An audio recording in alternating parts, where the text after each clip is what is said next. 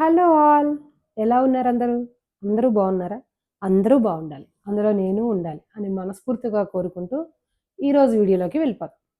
ఈరోజు వీడియో ఏంటంటే రాజ్మా. రాజ్మాతో నేను మీకు ఇవాళ ఒక వెరైటీ చేసి చూపిస్తాను.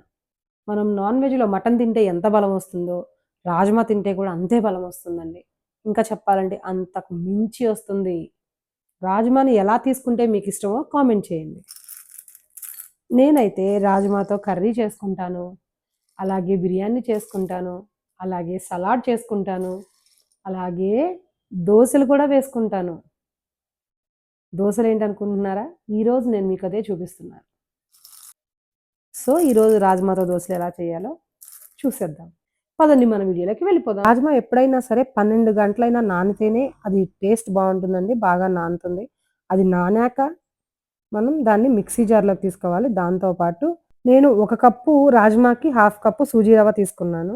అలాగే ఒక హాఫ్ కప్పు పెరుగు కూడా తీసుకున్నాను. అలాగే ఇందులోకి 1 ఇంచ్ అల్లము, 2 పచ్చిమిర్చి తీసుకొని మెత్తగా గ్రైండ్ చేసుకొని ఇలా బౌల్‌లోకి తీసుకున్నాను.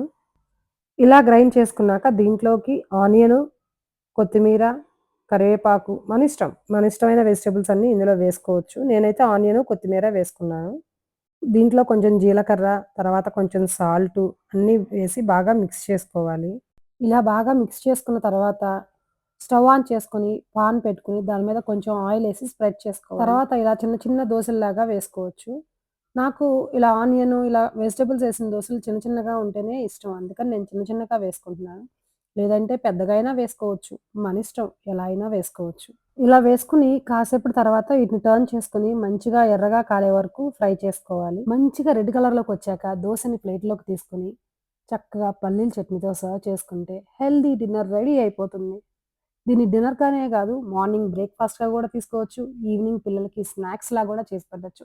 పిల్లలకు కూడా చాలా హెల్తీ ఫుడ్. దీన్ని మీరు కూడా ట్రై చేయండి. ట్రై చేసి మీకెలా అనిపించిందో కామెంట్ చేయండి. Thank you for watching. మీలో ఎవరైనా ఫస్ట్ టైమ్ నా ఛానల్ చూస్తుంటే ఒక్కసారి పాత వీడియోస్ కూడా చెక్ చేయండి. చెక్ చేసి మీకు నచ్చితే లైక్ చేయండి, షేర్ చేయండి, సబ్స్క్రైబ్ చేయండి.